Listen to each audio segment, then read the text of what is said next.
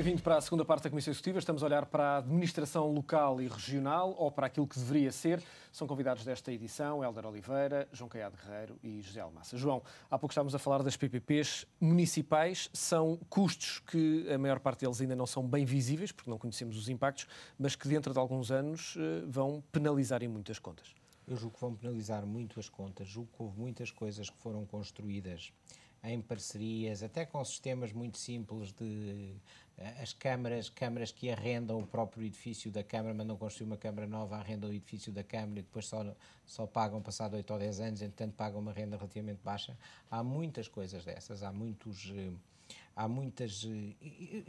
Agora cabe tudo em PPPs, não é? Portanto, há muitas pequenas PPPs dessas, mas eu volto àquilo. O grande problema que nós temos, e muitas vezes falamos de instituições, falamos de conselhos, falamos de freguesias, fugimos à realidade do problema extinguir conselhos, extinguir freguesias, extinguir empresas, só serve de alguma coisa se extinguirem postos de trabalho. E isso significa desemprego. Isso significa desemprego num momento dramático em que o desemprego também já é muito elevado e a economia não cresce. Já é muito elevado. E muitas vezes estamos a falar de pessoas que estão numa idade em que, e perdoem-me a expressão, são dificilmente reconvertíveis em novas funções. Eu julgo que muitas destas pessoas vai ser extremamente difícil convertê-las. Repare, o funcionário público normal faz tarefas para a própria administração pública ou faz muito pouco, não está habituado a produzir, o sistema não funciona assim.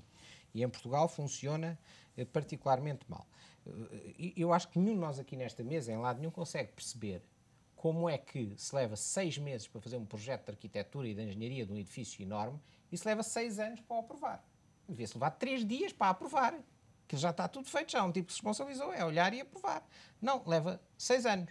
Sim, às vezes há decisão política e não sei o quê, mas há também um hábito da administração pública e das freguesias e dos conselhos, das pessoas que lá estão, de inventar um bocadinho alguma coisa para fazer, não é?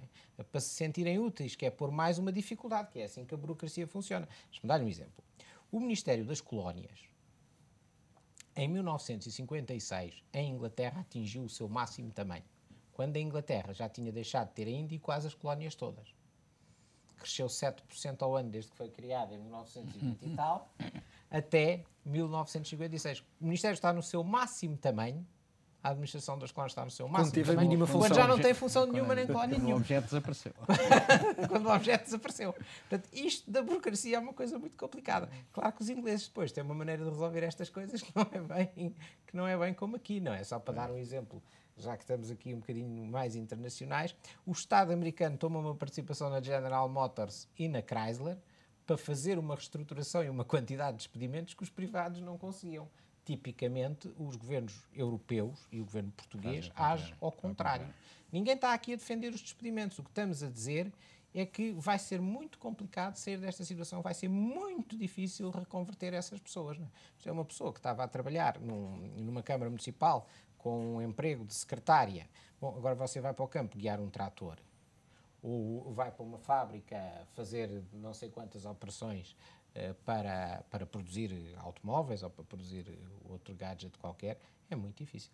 Hélder Oliveira, tínhamos ficado com uma ideia inicial de que o levantamento que foi feito pela equipa da Troika tinha dado uma ideia, enfim, relativamente focada daquilo que são as contas nacionais e regionais e locais, mas à medida que o tempo vai passando, à medida que as dificuldades financeiras vão começando a chegar, nomeadamente aos concelhos, começa de facto a descobrir-se ainda mais. A pergunta que lhe faço é possível que nos próximos tempos sejam descobertos novos buracos, pequena ou média ou grande dimensão, um pouco por todo o país? Já respondo à questão, só dar uma palavra de defesa um pouco do setor público. Eu, ultimamente, por razões, enfim, de caráter particular, tenho contatado com o setor e ele está muito mais eficiente do que estava no passado. Isso não tem dúvidas. O recurso às novas tecnologias, que é um facto objetivo, torna determinado tipo de serviços que são prestados pelo setor público muito mais eficiente e os próprios funcionários têm uma outra atitude perante a pessoa que vai, o cliente, digamos que vai. Sem dúvida. Isso é uma coisa muito importante. Faz aos que ficam redundantes. Exatamente. Essa é que é a grande questão. Essa é que é a grande questão e aqueles setores onde, de facto, existe vantagem em retardar as decisões, não é? E, portanto, não existe uma sanção para isso. Isso é que é, de facto, muito, muito difícil de resolver. Agora, Relativamente a essa questão, portanto, nós todos tememos um pouco que existam muitos buracos. Aliás, recordo-me que em março e abril se discutia muito essa questão, né, dos buracos que efetivamente existiam, ou poderiam vir a existir. Eu julgo que, apesar de tudo, até ao momento, não, digamos, aquilo que era a sensação de que a situação era muito pior do que nós imaginávamos, porventura não será exatamente assim. Porventura. Eu dou um exemplo em que, de facto, as pessoas utilizaram indevidamente argumentos para mostrar que esses buracos existiam. É o caso do setor dos transportes. O setor dos transportes, o buraco existe e toda a gente sabe que ele existe. Quer dizer, não é um buraco desconhecido, porque as contas, as empresas de transporte, todos os anos publicam as suas contas. E com muito rigor. O BPN, mas o exemplo vem de cima. O BPN, que é um buracão, foi negado a desafio pelo Ministro das Finanças. E todos os anos, no final do ano, às claras, o Governo Central arranjava um sistema, fosse a rede da PT, fosse a titularização de créditos, fosse o que fosse, e estou a escolher aqui operações dos governos do PS e PSD, que é para, para mostrar igualdade. O mau exemplo vem de cima. É que o exemplo que vem de cima devia ser um bom exemplo. Devia-se poder dizer, não, o Estado Central é ali com um rigor fantástico. Nenhum. Portanto, dali para baixo, toda a gente olha e pensa, vamos fazer o mesmo, não é? Pode acontecer. Na terra do bom viver, não é? Na terra faz como vires fazer, não é? É evidente que as questões podem ser levantadas dessa maneira. Mas, portanto, nós podemos estar simultaneamente com algum receio que isso venha a acontecer, mas também há sinais de que, a pouco e pouco, vamos descobrindo aquilo que pode ser esse, enfim... Eu tenho que confiar um pouco que os buracos muito grandes já apareceram todos, não é? Agora, o problema é que aparecem muitos pequenos.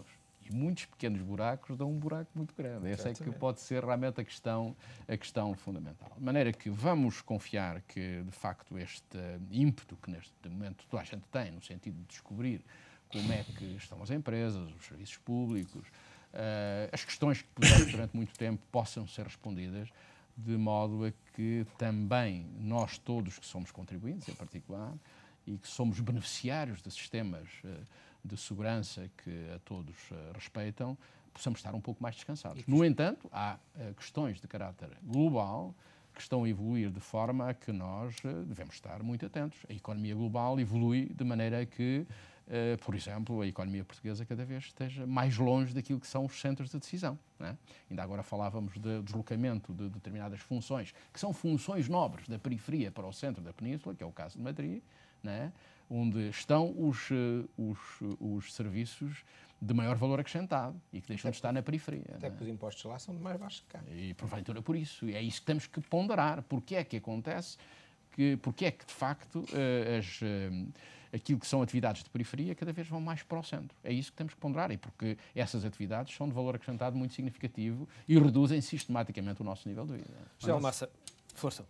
Não nos esqueçamos de um aspecto que é importante, que é que, ao desviarem, portanto, este centro de decisões para Madrid, que nós, Portugal, nós somos também da Catalunha, que é uma província espanhola, somos mais pequenos que a Andaluzia. Estou a falar em termos de área. Claro. Portanto, é perfeitamente normal que as grandes organizações ponham no centro de decisão em Madrid, porque é onde está o centro do mercado, não é? Porque nós acabamos por ser mais pequenos, tanto como a Andaluzia ou a Catalunha. Mas em muitos casos eles estão a fazê-los por razões fiscais. Simplesmente porque em Portugal, é assim, sabe muito mais de economia que eu. Uma pequena economia ao lado de uma grande economia não pode ter impostos mais altos que a grande economia. Claro, senão o investimento vai todo para a grande economia. E nós há 10 ou 15 anos que insistimos nesta originalidade de termos impostos mais altos que os espanhóis. Portanto, as coisas mudam para lá. E regras mais burocráticas.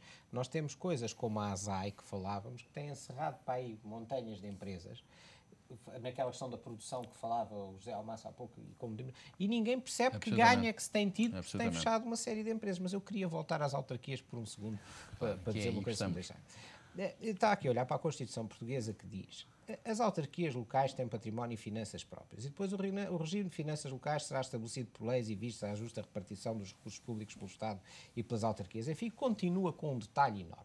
Eu não quero levar isto para o debate do Constitucional, mas esta Constituição que nós temos, de 1976, é uma Constituição que é assustadora, porque quer-se fazer qualquer coisa neste país e esbarra-se, seja nas autarquias, seja na lei laboral, seja no que é que for, com um detalhe que uma Constituição não devia ter, não é? e que impede depois os governos legitimamente eleitos de tomarem as decisões que são as mais corretas e acabam por tomar as decisões menos corretas, e que agora, nos próximos tempos em que o dinheiro se acaba, ou que se acabou, e que nós tivemos que ir buscá-lo lá fora, vamos, se calhar, em vez de tomar muitas decisões corretas, vamos tomar muitas decisões com os chamados cortes cegos, que é uma coisa muito má, apenas e porque estamos limitados também por uma lei fundamental e por uma série de leis